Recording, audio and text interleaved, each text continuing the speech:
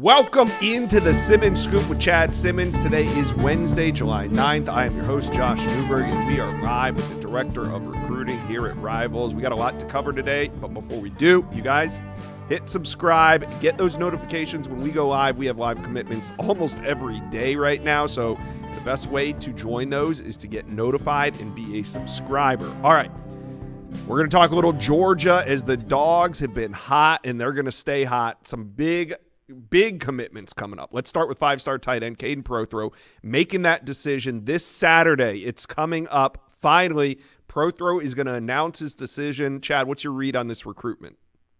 Yeah, still like Georgia here, Josh. Obviously, we talked about Caden, numerous times throughout the spring and summer, and Georgia's been the school, others like, Florida, Alabama, Auburn, Texas have tried to knock off that top spot over the last, 6, 9, 12 months. And based on intel just days away, nobody's had that success. So I think Georgia's in position to add the five-star tight end, flex athlete, big receiver, big athlete, Caden Prothro this weekend. Todd Hartley, that staff have done a great job. I will say this, Texas has not given up and waved that white flag just yet. They're pushing hard up until the final hours, final days. But right now, I still like Georgia. All right. Now, I don't know exactly how this is going to go. Caden Prothro is going to announce between 4 and 5 on Saturday. Tyreek Green is going to announce around 4:30 on Saturday. So I don't know who's going to commit first. Two in-state top 200 prospects. Tyreek Green inside the top 100 here at On3, bit of an outlier. Is Georgia in line to land him as well? Yeah, regardless of who goes first and who goes second, I think Georgia gets good news 2 times on Saturday, and that'd be huge for Kirby Smart and that program. I mean, look, Tyreek's been a guy we talked about like Caden in the past, and he's been a guy I've been told by multiple people in that green circle that he's a Kirby Smart target, a Kirby Smart guy. Kirby played safety at Georgia, knows that position. He's identified Tyreek Green as a top target, a great fit in Georgia's defensive scheme. Travaris Robinson's been involved as well, as has Glenn Schumann. But Miami's putting up the biggest battle here. We've heard about Auburn. I think Miami is still the school, pushing hard, trying to get him away from Georgia. But like Prothro, Green's an in-state kid, Buford High School. He's very close with KJ Bolden, who played as a true freshman this past season at Georgia. I like Georgia's chances here for Green as well. All right, and then a week later, coveted linebacker Nick Abrams is going to make his decision on July 19th. This recruitment's been heating up. Georgia involved, but so are many others. Chad, how do you see it breaking down? Yeah, one thing about Nick, he said from the time he cut his list down to 4 schools, he had Alabama, Georgia, Michigan, Oregon in there, and he said all 4 schools have a 25% chance going into the OVs and coming out of the OVs. I think that's shifted to more like maybe 33% chance between Georgia, Michigan, or Oregon. I think Bama is out here. I think they're kind of fading out of this one. I think there's some optimism, in Athens, Ann Arbor, and Eugene. I think all 3 schools remain in contention. The 2 I hear about the most are Georgia and Oregon, but I cannot rule out Michigan just yet. Georgia wants to add 3 linebackers in this class. They have 1 right now in Shadarius Tootle. Nick Abrams has been and is right now a major target for Georgia. They have a shot here, but they're battling some big boys in Oregon and Michigan. Yeah. All right. At OT7, 5-star linebacker Tyler Atkinson teased a potential July decision. Do you have any more intel on when that could happen? No, I think still just probably sometime in July. He's mentioned even maybe early August still to this date to me. I do think one's coming soon. And one thing that made very clear, they'll commit and decide sometime before their season starts in the middle of August. So I think there's a good chance it ends by August 1, but I wouldn't be shocked to see it go into that first week of August or something like that. But either way, it's nearing, and we know some heavy hitters are still battling in this race as well. All right. Now, we know Georgia is pushing for a second back to join Jay Lamar and Derek Cooper, but it sounds like they're making some headway with IMG offensive lineman Brett Kolejay as well. Yeah, you mentioned obviously running back with Derek Cooper. He's one to watch for sure. Savion Hyder's on their board as well. But guys have to block for running backs, and that's Brett Kolajay. He's a coveted guy. I think kind of over recruited. What his ranking may lead fans to believe. Look, he's coveted out there by some of the top programs in the country. Mm-hmm. A versatile offensive lineman from Colorado, playing down at IMG Academy. Look, we've talked about from day one, going back really a year plus, about Georgia and Miami battling for Brett Kolajay. That remains the same, but USC got an official visit in June, that June 17th through 19th midweek visit. Put the Trojans right there in this discussion as well. Oklahoma's trying to battle here, but look, I still think don't rule out USC. They're very much in play, but Georgia and Miami doing a lot of head-to-head battles this cycle. Both teams have won at different times. I could see this being a Miami-Georgia battle again for Breck. And the biggest probably news here right now is that he was thinking about all along taking his recruitment into the fall, going to watch some games during the season. But right now, as of the time we record this, I'm thinking he decides sometime, by mid-August, maybe within the next 3 to 4 weeks, he makes that big decision. He has to report back to IMG in about a week and a half to 2 weeks. I wouldn't be shocked if he sat down with his family in Colorado and figured things out while he's still at home in Colorado. So big talks, big discussions, a big name to watch there in Brett Kolajay as well. All right, Georgia fans, talk to us. How you feeling about this potential mid-July run that Georgia is approaching? Let us know in the comment section below. All right, let's talk a little Florida Gator recruiting as a big one coming off the board Friday. Duncanville edge KJ Ford. Seems like Florida and Texas are tied up in these recruiting battles. Edge KJ Ford, another one from the Lone Star State. Can the Gators win out on Ford? This one's been all over the place, Josh. Over the last, I would say 3, 4, 5 months, you can talk about Texas A&M. You can talk about Oklahoma. You can talk about Alabama. You can talk about different teams that have been trending, kind of been the hot name connected to Duncanville edge rusher KJ Ford. But when it counts the most, you want to be that top team on commitment date. And right now, Florida has that buzz around it at this time. Mike Peterson's doing a great job there. He's been down to the swamp. He likes the culture, the environment. Different schools are in the mix. We've heard about Ohio State making a late push here in this race as well. But just a day or two away, the most buzz is around the University of Florida with KJ Ford. All right, and then we got another Texas recruit making a decision soon, Davian Gross. Oklahoma-Florida battle here for the top 50 recruit. Yeah, I think you have to throw Baylor in there as well. Baylor's been around. They're an in-state school in Texas for Davion Gross. They've recruited him as hard as anyone from day one. Oklahoma, a school he grew up following. I think they are a school definitely in that top 2, maybe even trending at number 1. Florida did a great job getting him down on the official visit, really laying out their plan and how they wanted to use him as more of that Percy Harvin type of role, receiver, running back, jet sweeps, return man. That definitely intrigued Davion Gross and his circle. I think the Gators are very much in this discussion. They may not be number 1 right now today, but they're still battling here at the end. So say Gross goes to Oklahoma, goes to Baylor. If you have misses, where do they turn at wide receiver?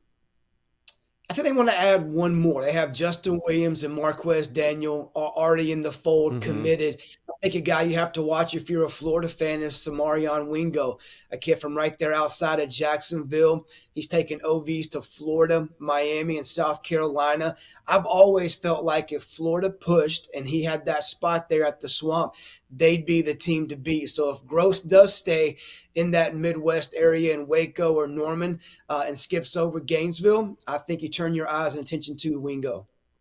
All right. Now, Braylon Womack, the number 1 safety in America, 5-star on the board. He's going to make a late August announcement. So where do you see the Gators as we're still about 6 weeks from this decision?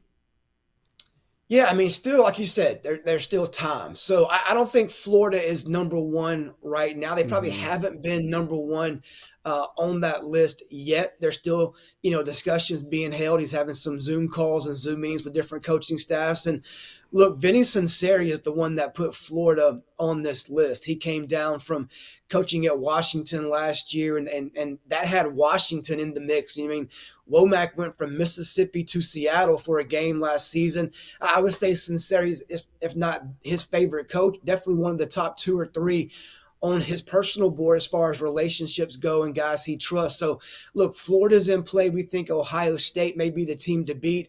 Auburn very much in this. His sister goes there and plays softball. A&M at one time was the favorite here. I think they faded some in College Station, but Florida's still in that top group of schools. They're still fighting for this one. He's an elite safety I think Florida will fight for until the end. All right, one more topic here for the Florida Gators. Hezzy Kent, elite Georgia tight end, offensive tackle. Who knows what he is? He's just massive, and everybody wants him. Florida versus Texas. Miami also involved. He's announcing Saturday. Hezzy Kent, which way is he going to go?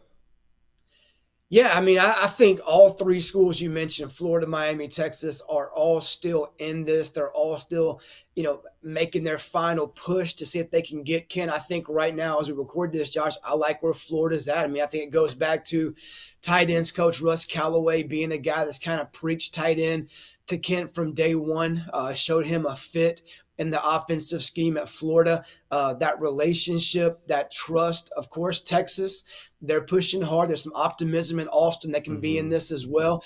And Miami's always been a school high on his list also. But right now, I like where Florida sits. I don't think the decision has been completely made as we talk about this just now, Josh, but I do like Florida's position as of today. Oh, one more that's announcing on Saturday. That's DQ Forkpa, the linebacker out of the state of Georgia as well. Seems to me like Florida leads, but is this FSU versus Florida? I know Michigan kind of in there as well.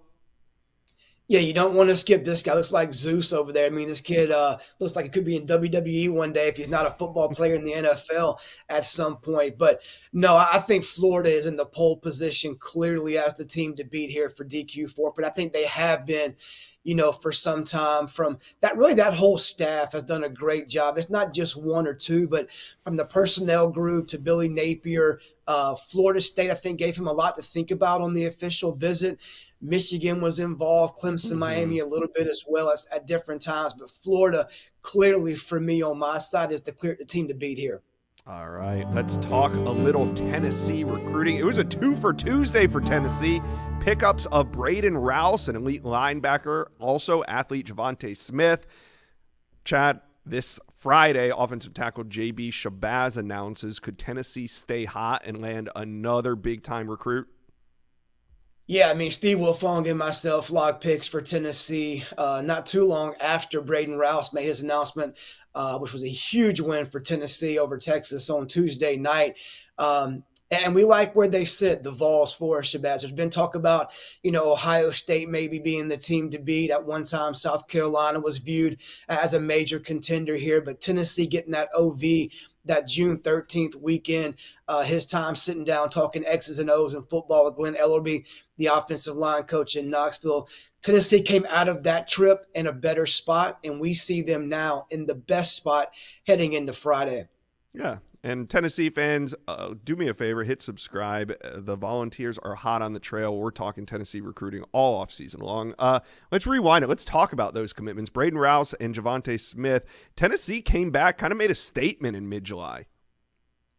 Yeah, I mean, obviously Smith, in-state kid. They offered him early on as a receiver, have moved now to DB. He'll play cornerback for Willie Martinez, in-state get for them. But the big one, obviously, was Braden Rouse. No disrespect to Smith, but Rouse was, a Tennessee lean for months and months and months. We almost had him penciled into this class, going back to even February, April, early June, and then here comes Texas. They get him on campus in the spring in Austin. He goes back for that OV. The last week or two, we think, man, Tennessee still has an edge. Texas has closed this gap. They made a big push. They made a big offer NIL-wise, but he stayed true, man. He went to kind of the old school way of recruiting. He's built those relationships with that staff. I mean, they don't only just know Bray. They know his mom, his dad, his 9-year-old brother. It's not just Heupel. It's not just the position coach. It's not just Coach Inge. It's not just Banks. It's the entire staff, I was told, inside that building on Rocky Top that helped get this thing done in the end for Braden Rouse. Great player, one of the best in Georgia. Bama wanted him, Michigan wanted him, Georgia wanted him, but they beat Texas in the end. Huge statement win for Josh Heupel and company here. All right. Who else should Tennessee fans be focused on as we kind of hit the mid to late part of summer? I think you have to start in state with Joel White. He's been a hot name, hot topic for us, and we still feel that Tennessee is likely the team to beat here. Vandy's pushed. I mean, he had a date set for July 6th at one time. He put that on hold. I think Tennessee would love to get him back. Commitment on his brain to the Vols and make a decision at some point, early in the summer. I'm sorry, if not in the summer, early in the season. Right. Vanderbilt some play there. A couple guys like out of state, Darius Gray, we think's an SEC guy in the end. LSU, South Carolina, Tennessee, of course, 5-star running back. They're swinging big here for Savion Hyder. I continue to have a source close to Knoxville tell me that do not sleep on Tennessee in this race. And we haven't been. We just think Michigan may have the lead, may have the edge, but Tennessee's right there with Ohio State in this discussion as well. And of course, Tristan Keys, man, he's a 5-star receiver committed to LSU. He's been to Tennessee probably 4, 5, 6 times, took an OV there over the summer. I keep hearing from people, look, Chad, if you're a betting guy, take the field over LSU in the end for Tristan Keys. We know LSU is going to work really hard, and they're going to have to keep him in this class through December and get him signed. But Tennessee is definitely one to watch for Tristan Keys as well. Look, Tennessee, like you said, they're hot. They're smoking this summer. They love to add a few more pieces in the coming weeks. Yeah, Tennessee fans, who do you think is going to be the cherry on top of this class? Would it be a guy like Tristan Keys? Could it be Savion Hyder? Let us know. All right, let's talk a little Ole Miss here. Linebacker target Rodney Colton announces his commitment this week. We know Colorado's involved, Florida State, but could Ole Miss be the favorite as we head into this one? This is another one that's kind of been pretty fluid. He's kind of named top schools at different times, moved some things around, moved his commitment date from the season to the summer. He's a one-time early South Carolina commit. At one time, we thought he was going to flip his commitment from South Carolina to Tennessee. We think as of right now, he still ends up likely in the SEC over in Oxford at the Grove playing for Lane Kiffin and company. We think they did a great job on the official visit. Pete Golding has really showed him how he could fit into that defensive scheme. Colton loves Golding's history at Alabama under Nick Saban, kind of what he learned there, what he's taken to Ole Miss. Florida State's definitely been one in the mix here. Colorado's pushed pretty hard as well, but right now we like Ole Miss's position in this race. All right. Now, Ole Miss has missed on a couple of elite in-state wide receivers already. Now, Jace Matthews is going to be set to make a commitment here soon. Do you think that Ole Miss could keep him in state? They're trying. I think, from day one, it seems like he's been trending out of state, from away from Mississippi. Obviously, Auburn, LSU, Texas A&M. They're the other 3 schools battling Ole Miss right now for Jace Matthews, an elite playmaker from the state of Mississippi. And look, I think they have some work to do to keep him home. Their priority, I think, for in-state was Xavier McDonald and then maybe even Tristan Keys above Jace. But I think they're definitely still in the mix for Jace. I would lean towards him leaving the state right now. But either way, whether he commits, next week, next month, I think Ole Miss will recruit him like they did last year with Caleb Cunningham, until the end. All right, can Ole Miss go into the state of Tennessee and land Craig Tutt? He's a major target coming off the board on July 18th. Yeah, I think they have a great shot to take him away from Tennessee. Tennessee's made him a top priority, trying to keep him at home from Oakland High School right there in Murfreesboro, one of the top high school programs in the state of Tennessee. But where Ole Miss has a leg up, and they have had a leg up on Tennessee from day one, is they offered him much earlier in the process, got him on campus earlier than Tennessee, and kind of have built that trust and relationships, kind of has that old school feel in recruiting to it with Craig Tutt. So, look, he has a great connection with Wes Neighbors, Pete Golding at Ole Miss. He's been there multiple times. He likes the vibe, likes the culture, sees a fit in that defensive scheme. Tennessee has not given up. They're pushing hard, but I lean towards Ole Miss here just over a week or so out from that decision. All right. Who else is Ole Miss trending for right now? I think you have to watch and go back to linebacker and go back to the state of Georgia and Anthony Davis. He was teammates with Tyler Atkinson at Grace. They're one of the top duos in the country. I mean, both have 50-plus offers. Both have, they're coveted by top programs. And with Anthony, I think, Ole Miss got in this a little bit later than some other schools on his list, like the Alabamas, like the Auburns, like the Michigans, schools like that. They've gotten him on campus multiple times. He loves the feel in Oxford. He sees a chance to play early in that defensive scheme. So I think he's definitely one to watch. I think he'll commit again before the season. I think early August is likely for Anthony Davis. If I had to pick a team who's trending right now for him, I would go Ole Miss over Michigan as of today. All right. Now, one wide receiver that made a lot of noise was Xavier McDonald because he committed to Sac State over Ole Miss. But do you think this recruitment's over for Ole Miss? No way. I mean, come on, Josh. You're not talking about Sac State going into Mississippi. Look, Ryan Bartow, Brennan Marion, hey, credit Shout to out all to those them. guys for getting this done. But look, it's not going to be easy, as I think everyone knows, for them to keep him Right. in this class. Can they do it? Sure, they got him committed. And look, he caught a lot of people by surprise. I got wind of that maybe 24 hours in advance, and it was some real chatter there. And obviously, I didn't know if he would go through with it or not on the 4th of July, but he did. He's now on that commitment board. But, I think Ole Miss, LSU's been in play. Multiple other schools will likely get him on campus. I mean, how easy is it for him to get to, Ole Miss in the fall for games compared to Sacramento State all the way across the country after playing games on Friday night? So, look, Ole Miss and their fan base need to keep an eye on Xavier McDonald all the way through when he signs in early December.